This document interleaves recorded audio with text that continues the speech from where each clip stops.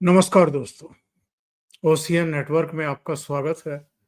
मैं हूं ओमकार चौधरी। सितंबर 2013 जब गुजरात के मुख्यमंत्री नरेंद्र मोदी को भारतीय जनता पार्टी और एनडीए ने 2014 के लोकसभा चुनाव के लिए अपना चेहरा बनाया, तब सलमान खुर्शीद की एक टिप्पणी ने सनसनी मचाई थी। कई लोगों को चौंकाया था और कई लोगों को गुस्सा भी दिलाया था। उन्होंने कहा था कि ये गुजरात के बाहर कभी गए नहीं हैं, ये कूप मंडूक हैं, ये विदेश नीति के बारे में क्या जानते हैं, और अगर प्रधानमंत्री बने तो क्या हाल करेंगे भारत की विदेश नीति का। आपको डॉक्टर मनमोहन सिंह की आखिरी प्रेस कॉन्फ्रेंस याद होगी। बराबर में आनंद शर्मा बैठे हुए थे और जहां वो प्रेस कॉन्फ्रेंस कर रहे थे वो पूरा हॉल भरा हुआ था। उनसे पूछा गया, नरेंद्र मोदी को चेहरा बनाया गया है।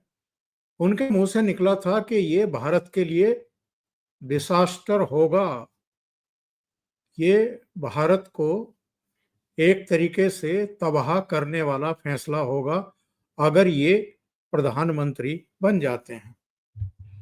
अब कांग्रेस पार्टी का जो नरेंद्र मोदी के प्रति एक विशेष प्रेम रहा है, इससे हम और आप अपरिचित नहीं हैं। जब वो गुजरात के मुख्यमंत्री थे, उनको अमेरिका से एक इनविटेशन मिला, वीजा लगना था। डिप्लोमेटिक वीजे होते हैं चीफ मिनिस्टर्स के लिए, कैबिनेट मंत्रियों के लिए, तमाम जितने भी सांसदों तक के लिए होते हैं। लेकिन 67 सांसदों के हस्ताक्षर करवा करके तब के अमेरिकी राष्ट्रपति बराक ओबामा को वो लेटर भिजवाया गया और ये कहा गया कि साहब, गुजरात दंगों का इनके माथे पर कलंक है, इन पर कई तरह के आरोप हैं, ये अल्पसंख्यकों के विरोधी हैं, इनको अमेरिका का वीजा ना दिया जाए। नहीं मिला। जब 2014 में नरेंद्र मोदी के नेतृत्व में भारतीय जनता पार्टी को 282 अकेले सीट मिल गई और एनडीए को 333 सीटें मिल गई, उन्हीं बराक ओबामा और मिशेल ओबामा ने व्हाइट हाउस के बाहर रेड कारपेट बिछा करके as prime minister Narendra Modi का स्वागत किया। और अब तक 27 देश नरेंद्र मोदी को अपने सर्वोच्च नागरिक सम्मान से अलंकृत कर चुके हैं। वो चाहे संयुक्त राष्ट्र संघ हो या दूसरे वैश्विक मंच हो, वहां उनके नेतृत्व में अब भारत की आवाज को सुना जाता है, महत्व दिया जाता है। जब से उन्होंने एस जयशंकर, जो पूर्व विदेश मंत्री हैं, विदेश सचिव हैं, और जो चीन और अमेरिका में राजदूत भी रह चुके हैं, उनको विदेश मंत्रालय का भार सौंपा है, विदेश मंत्री बनाया है, तब से विदेश नीति में एक और नई धार आ गई है। अब एस जयशंकर यूरोपियन कंट्रीज में जाते हों, अमेरिका में जाते हों या कहीं भी जाते हों, वहां जाकर के खरी खरी कहने में और सुनाने में यकीन रखते हैं।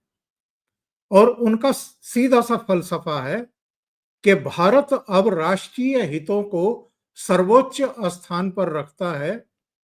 रूस क्या चाहता है, अमेरिका क्या चाहता है, चीन के हित किसमें है, हम इस बात का ध्यान नहीं रखेंगे।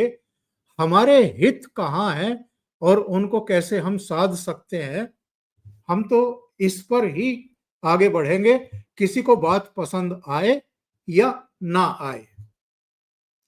अभी कुछ ही दिन पहले एससीओ की, रक्षा मंत्रियों की एक बैठक थी चीन में। राजनाथ सिंह वहां गए थे और जो प्रस्ताव लाया गया था, जो दस्तावेज सामने रखा गया हस्ताक्षरों के लिए, उसमें बलूचिस्तान का तो जिक्र था, पर पहलगाम के आतंकवाद की घटना का, जेनोसाइड का जिक्र नहीं था।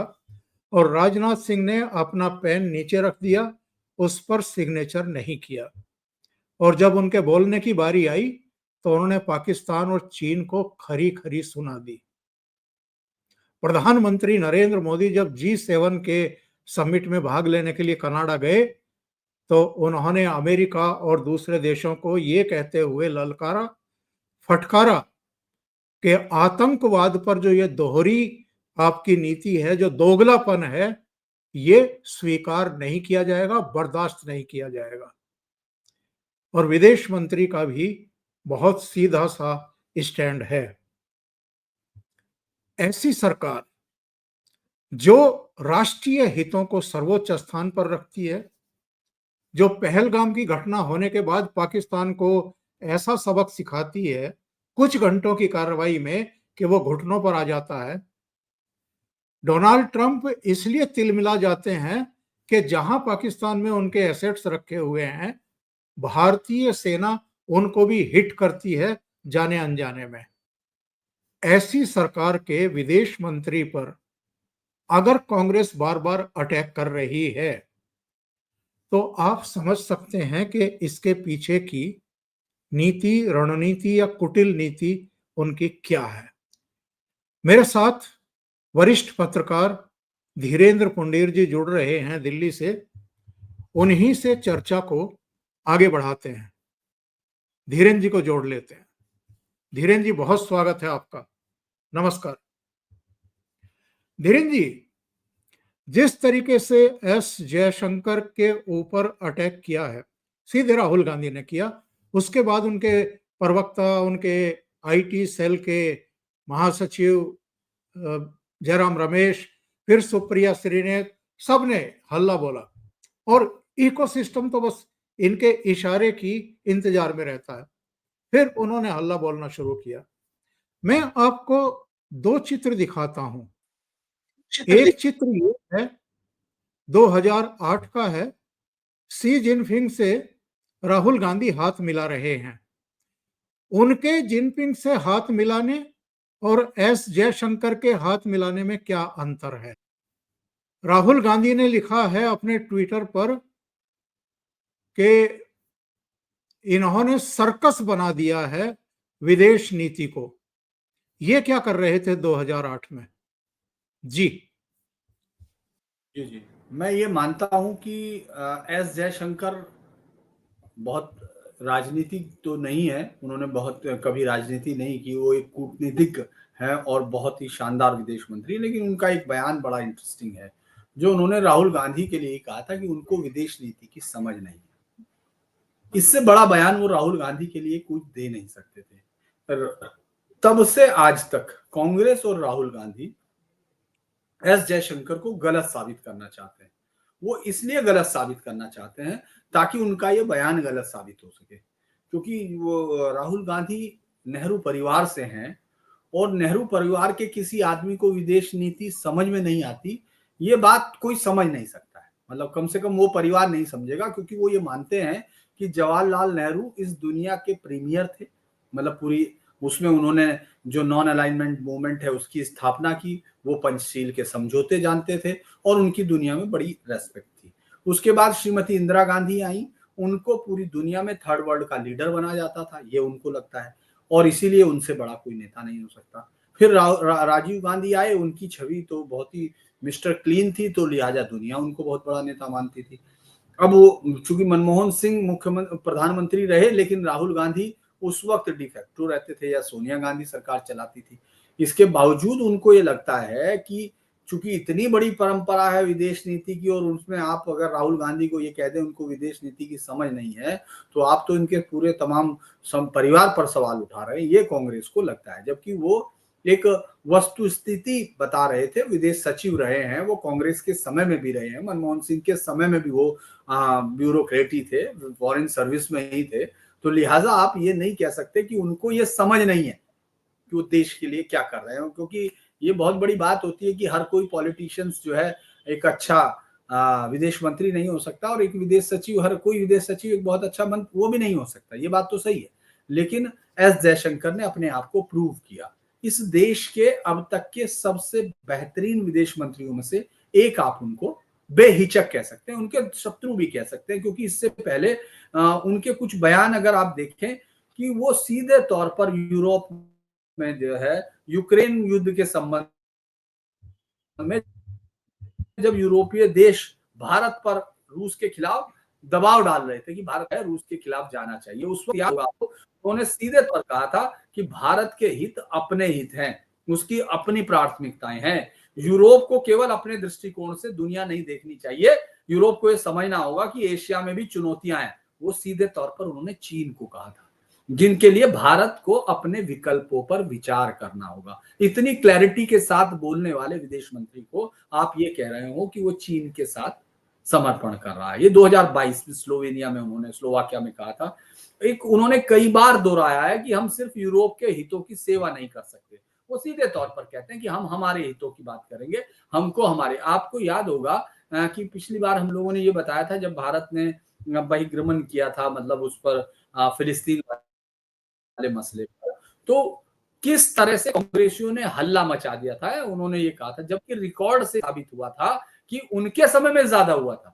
तो ये दिक्कतें ये हैं कि राहुल गांधी को ये लग नहीं रहा है, वो पूरी तरह से, उनको लगता है, मैं इस मामले में यही मानता हूं कि वो, उनको चीन से नाराजगी नहीं है, उनको चीन से इतनी नाराजगी नहीं है जितनी उनको एस जयशंकर से है। उनके बयानों का तो अर्थ यही लग रहा है, दुनिया भारत को उसी तरह स्वीकार करे जैसा वह है।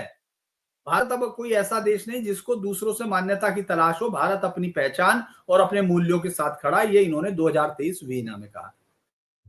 तो आप अगर उनके बयान देखें तो वो बयान भारत की एक इंडिपेंडेंट फॉरेन पॉलिसी को रिप्रेजेंट करते हैं, जो इससे पहले इतनी मुखरता के साथ नहीं थी।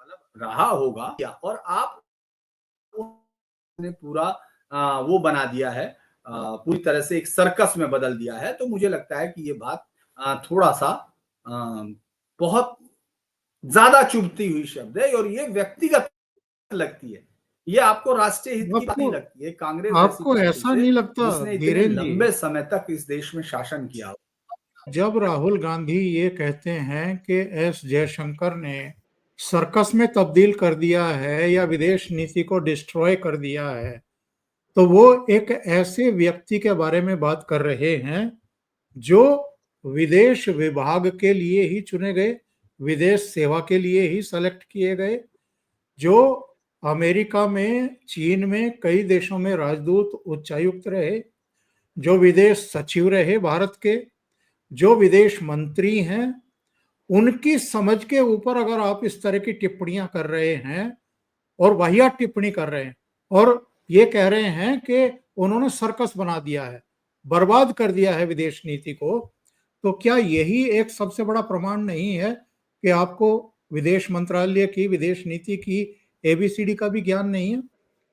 देखिए, यही मैंने कहा कि जो शुरुआत ही मैंने की कि उन्होंने सीधे तौर पर जब वो ये टिप्पणी कर देते हैं कि राहुल गांधी को विदेश नीति की समझ नहीं है, तो इसके बाद मुझे नहीं लगता कि राहुल गांधी के लिए कोई भी शब्द अब विदेश नीति के बारे में, क्योंकि वो एक शानदार, क्योंकि देखिए सबसे बड़ी पोस्ट क्या हो सकती है किसी भी आईएफएस के लिए, अपने कैरियर का सर्वोच्च पद विदेश सचिव के तौर पर होता है, और वो उसको उसके पूरे थ्रू आउट कैरियर में उसके एक शानदार काम की वजह से मिलता है नॉर्मली।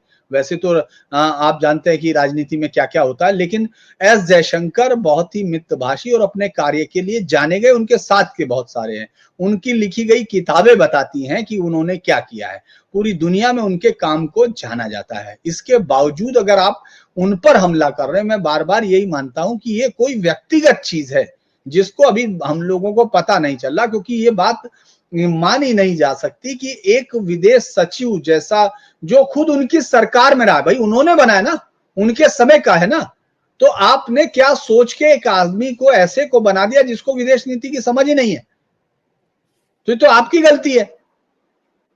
अगर आप उसको देखते हैं तो उस वक्त का जो उनका कार्यकाल है, उस कार्यकाल को आप कब किस तरह डालेंगे? तो मुझे लगता है कि जब राहुल गांधी इस तरह की टिप्पणी करते हैं तो वो वाकई ही ये बात जो एस जयशंकर ने कही है उनको साबित करते हैं, क्योंकि उनको जरूरत नहीं है कि वो एस जयशंकर को ये जरूरत नहीं है कि वो ये बताएं कि वो विदेश नीति जानते हैं या नहीं जानते, क्योंकि उनका कैरियर इस बात की गवाही देता है। वो तो कैरियर है, उनका एक शानदार कैरियर है। धीरेन्द्र जी, एक और सवाल इसी से रिलेटेड। शशि थरूर यूएन में रहे, शशि थरूर कई जगहों पर रहे, विदेश नीति के बहुत अच्छे जानकार माने जाते हैं, उनकी कई किताबें हैं। सोनिया गांधी जब उनको लेकर के आई थी और उनको केरल से उन्होंने टिकट दिया, फिर मनमोहन सरकार में उनको मंत्री भी बनाया, तब तक शशि थरूर अच्छे विदेश नीति के जानकार थे इनकी नज़र में। लेकिन जैसे ही उन्होंने एक दो बार प्रधानमंत्री नरेंद्र मोदी की केरल में अगुवाई की, या उन्होंने अपने ट्विटर हैंडल पर प्रधानमंत्री की विदेश नीति की प्रशंसा करनी शुरू की, उनके कदमों की उन्होंने जो भी दृढ़ता दिखाई उसकी प्रशंसा की, तो शशि थरूर उस डेलीगेशन का हिस्सा भी कांग्रेस नहीं बनाती है जो 32 देशों में ऑपरेशन सिंदूर के बाद भारत सरकार के द्वारा भेजे जा रहे थे। देखिए, तो ना तो जयशंकर को ये विदेश मामलों का जानकार मानते हैं, निजी अहंकार के चलते, निजी खुंदक के चलते, और ना ही शशि थरूर को मानते हैं। और राहुल गांधी जो किसी पद पर कभी रहे नहीं, जो विदेश नीति के अच्छे जानकार भी नहीं माने जाते, उनके नेतृत्व में कांग्रेस ऐसे टूट पड़ती है इन लोगों पर जैसे ये कोई बहुत बड़ा अपराध कर रहे हों। और इसी से संबंधित एक सवाल और है, पहले आप इसका जवाब देंगे तब आगे बढ़ेंगे। देखिए, मुझे लगता है कि एस जयशंकर का, चूंकि पहले थोड़ा सा वो रह गया था, मैं उसको डिटेल कर दूं, क्योंकि वो बने थे विदेश सचिव इनके समय में, सरकार के जो ये यूपी एनडीए गवर्नमेंट है। लेकिन उनकी पोस्टिंग्स आप देखिए, जो मैं थोड़ा सा राहुल गांधी वाली चीज को, मुझे लगता है डाटा ज्यादा बेहतर तरीके से बोले जाते हैं, क्योंकि इन्फरेंसेस हम कुछ भी दे सकते हैं, लेकिन रेफरेंस आपके सबसे बेहतर होने चाहिए। ये जब ये सरकार आई, जब यूपीए में, तो विदेश मंत्रालय के दौरान वे नई दिल्ली में ज्वाइंट सेक्रेटरी थे, और उन्होंने भारत अमेरिका संबंधों में सबसे ज्यादा, जो भारत अमेरिका का सैन्य परमाणु समझौता, जिसको मनमोहन सिंह ने अपनी जिंदगी का सबसे बड़ा समझौता माना था, कांग्रेस 2005 में हुआ था, 2005 में हुआ समझौते को, उसमें वो बातचीत में शामिल थे। यानी यूपीए की सबसे बड़ी उपलब्धि में वो उस वक्त अमेरिकन डेस्क देख रहे थे। इसके बाद सिंगापुर में वो भेजे रहे उन्होंने, उसके साथ फिर इंटरेस्टिंग सोचिए कि 2009 से 2013 तक, यानी इतने अहम टेन्योर में वो कहां थे, वो चाइना में राजदूत थे। चीन में सबसे लंबे समय तक काम करने वाले राजदूत के तौर पर उन्होंने काम किया, और इस दौरान चीन के साथ भारत के संबंध कभी अच्छे रहे, कभी खराब रहे, दोनों चीजें आपने देखी है यूपीए में। और लास्ट में फिर वापस वो अंतिम समय में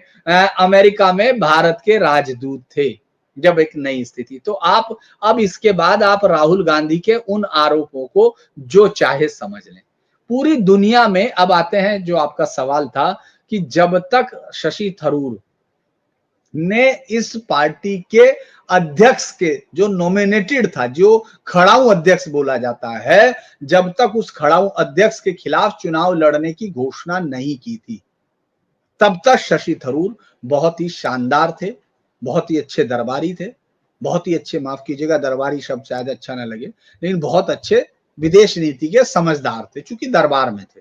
लेकिन जैसे ही उन्होंने कहा कि नहीं, मैं एक पार्टी के अंदर अपनी स्वतंत्र चेतना के नाम पर एक लड़ूंगा, जबकि वो गांधी परिवार के खिलाफ नहीं था, लेकिन चूंकि गांधी परिवार ने जिसको चुन लिया उसके खिलाफ आवाज थी, तो शशि थरूर के साथ ये बिगड़ाव शुरू हो गया। टिकट उनको इसलिए भी मिला क्योंकि एक मध्यम वर्ग के तौर पर उनको वो बेहतर, बाद में कि वो जो है केरल जो पढ़ा लिखा स्टेट है, तिरुवनंतपुरम सबसे पढ़ी लिखी गई राजधानी होगी जहां बहुत सारा पॉलिटिकल एक्टिविज्म होता है, तो लिहाजा उनको वो टिकट दोबारा इस बार मिला। लेकिन जब से प्रधानमंत्री मोदी ने उनकी तारीफ कर दी, तो आपको याद होगा, एक मैं माफ कीजिए थोड़ा सा उदाहरण आपके साथ ही देते हैं।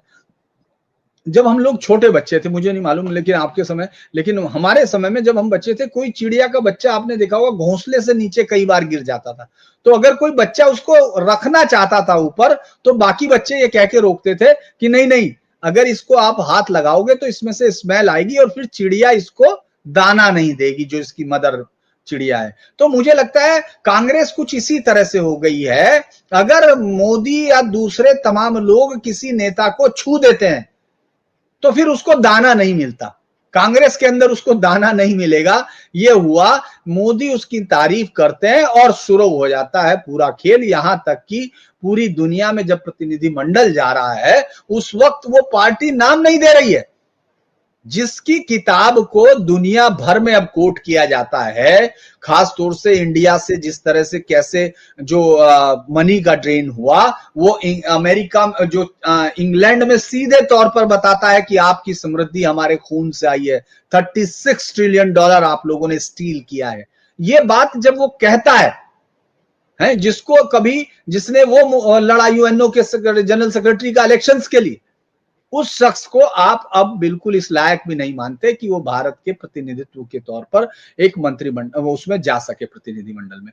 तो ये कांग्रेस की दिक्कत है, ये उनकी समझ की दिक्कत है। इससे शशि थरूर का कुछ नहीं बिगड़ता, उनकी नॉलेज पर इससे कतई डेंट नहीं आता। अगर आप एस जयशंकर को कोसना चाहते हैं तो आप कोस सकते हैं, लेकिन इससे उनके काम पर कोई असर नहीं पड़ेगा, क्योंकि वो किसी भी पॉलिटिकल कॉन्स्टिट्यूंसी को एड्रेस नहीं कर सकते, वो करते ही नहीं है। उनको इससे कोई मतलब नहीं है कि क्या जाति की लड़ाई इस समय है, किस तरह कॉन्स्टिट्यूशन के नाम पर लड़ाई हो रही। वो सिर्फ एक बात जानते हैं कि मुझे मेरे देश के लिए क्या हासिल करना है। इतनी बड़ी जो इस समय वॉर चल रही है पूरी दुनिया में, ये भारत ने, मैं यूपी और अगर एनडीए का अगर आप कहेंगे तो मैं उसका कंपैरिजन भी बता सकता हूं कि ये किस तरह से इन दोनों के समय में हमारी विदेश नीति कैसी रही।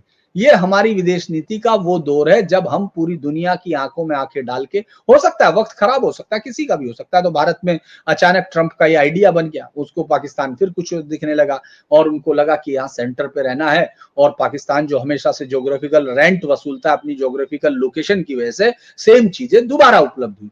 लेकिन इसके बावजूद आप ये सोचिए कि इतने कंट्राडिक्शंस के बीच में एक शख्स, जबकि पूरा यूरोप रो रहा था और रोकने की कोशिश कर रहा था, रूस से वो तेल खरीदता है, सबसे बड़ा आयातक बनता है, उसके बावजूद अमेरिका के साथ काम करता है। वो रूस से 400 लेता है, S-400, जिसके लेने भर से अमेरिका के काटसा लॉ से बाहर निकलना भारी होता है, जो उसने तुर्की पे किया। लेकिन इसके बावजूद आप अमेरिका आपको F-35 देना चाहता है। वो एक ऐसा विदेश मंत्री है जो पूरी दुनिया में भारत की जो नई पॉलिसी है, जो भारत का राष्ट्रवाद का और भारत का किसी भी बाहरी हमले के खिलाफ खड़े होकर जवाब देना, उसका प्रतिनिधित्व करता है। आप उस पर सवाल खड़े करते हैं, तो मुझे नहीं लगता कि आपके इन सवालों से जनता कोई प्रेरित होती। यहां तक कि आपके वोटर को शायद ये उसको भी बहस करने में शायद दिक्कत आती होगी कि यार राहुल जी पता नहीं एस जयशंकर के पीछे क्यों पड़े रहते हैं, वो तो अच्छा बोलते हैं। तो ये मुझे लगता है। एक फोटो और दर्शकों को दिखाता हूं, 2008 का फोटो है।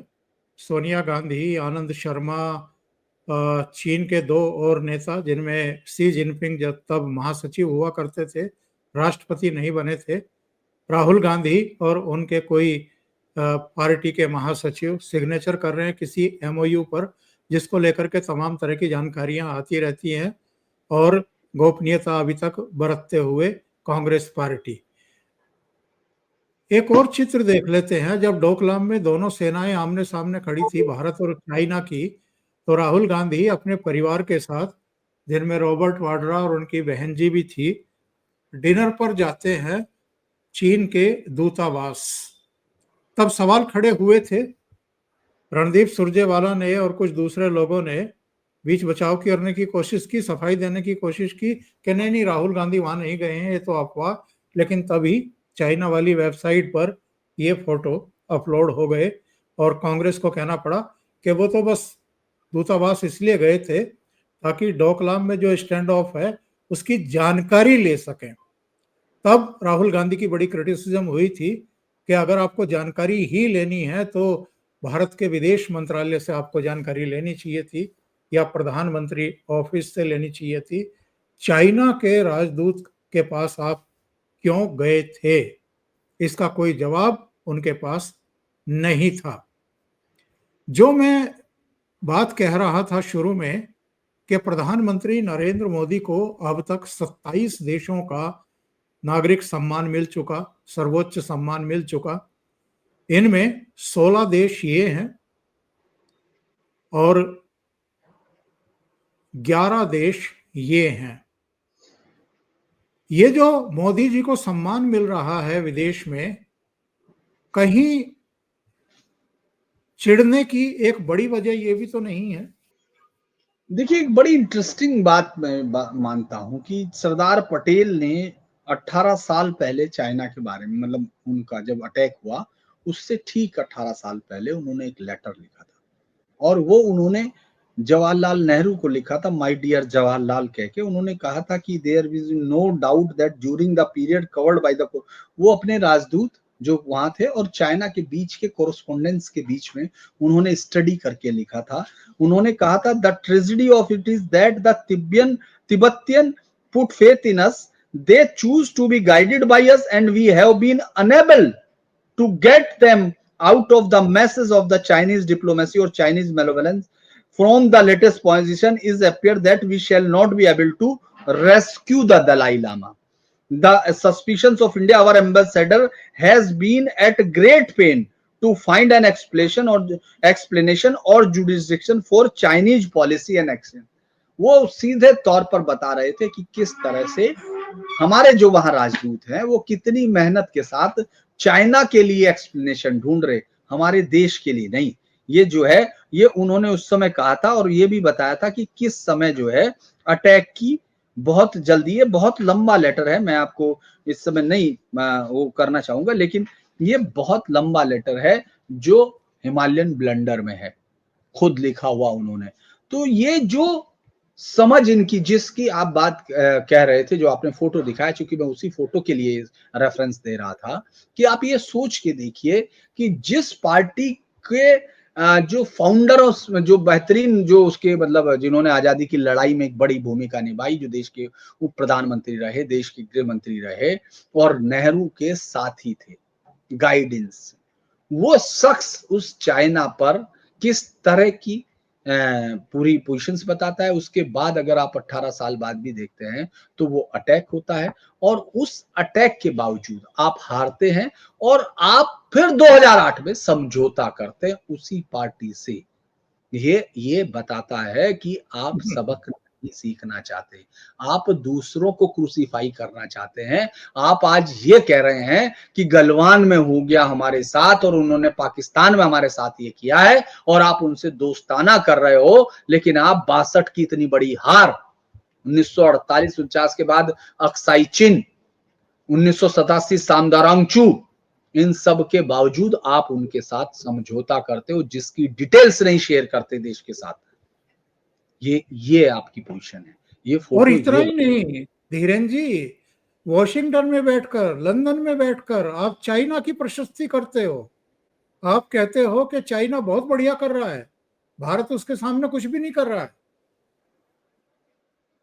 मैं यही बताना चाह रहा हूं कि चाइना को लेकर इतनी बड़ी बात, आप चाउन लाई के साथ आप इतना खुश 1953 में पंचशील का सिद्धांत, आपको लग रहा था, आपको बार बार ये समझाया जा रहा है। ये पूरी किताब जो ब्रिगेडियर जेपी दलवी की है, जिसको फ्रैंक मॉरिस ने, जो डिफेंस और उसमें बहुत ही बड़ा नाम थे, उसकी तरफ से ये किताब बताती है कि आपने एक फर्जी आक्रामक नीति ने अपनाई, आपकी डिफेंस आपकी मजबूत नहीं थी, आपके लोगों को आपने छोड़ने के लिए मजबूर किया। आपने एक ऐसा जनरल बनाया जो वॉर पे नहीं गया, जो वॉर पे नहीं पहुंच रहा था, जो ग्राउंड्स पे नहीं जा रहा था, मूवमेंट के आदेश दिए। तो ये उस देश, आपकी चाइना को लेकर आपको ये मानना पड़ेगा कि ये बहुत बड़ा डिकॉय था, बहुत बड़ा चाइना ने आपको बेवकूफ बनाया था और आप फिर पहुंच गए। आज आप गलवान के लिए तो कह रहे हो, लेकिन आपको 62 याद नहीं आ रहा, आप आज भी उसकी प्रशस्ति कर रहे हो। मैं यही तो कह रहा हूं कि ये बात समझ में नहीं आ रही कि चाइना हमारा दुश्मन है कि एस जयशंकर हमारे दुश्मन है।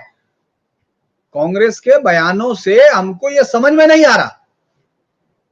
तो ये बड़ा इंटरेस्टिंग सा मुझे लगता है कि वो है, मैं इसको कैसे देखूं ये कह नहीं पा रहा हूं, क्योंकि वो जिस तरह से एस जयशंकर को निशाने पर रखे हुए हैं, मुझे ये बड़ा दिलचस्प दिखता है कि वो ऐसा क्यों कर रहे हैं।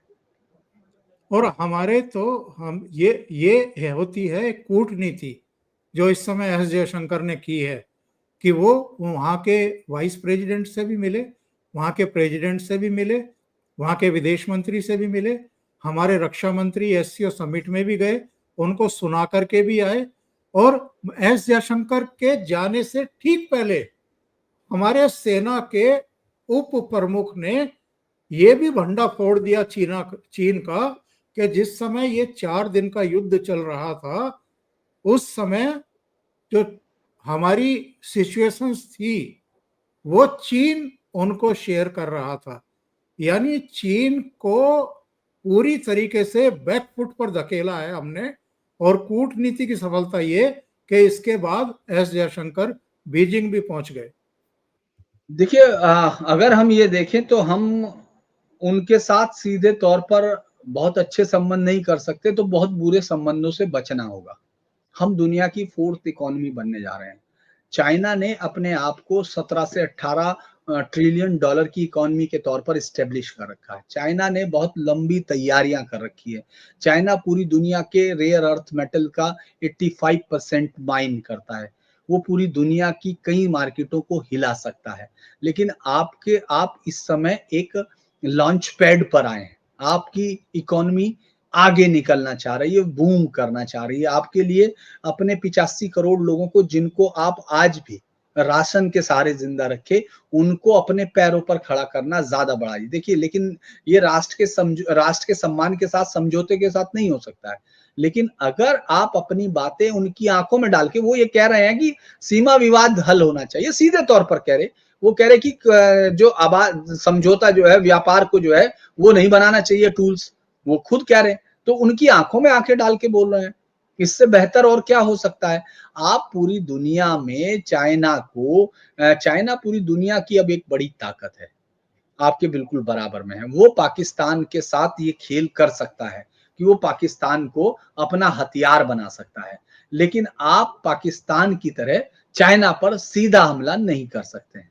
आपको ये समझना होगा, क्योंकि दुनिया में इस वक्त क्वाड जैसी संस्था इसलिए बनाई जा रही है कि वो चाइना का मुकाबला कर सके।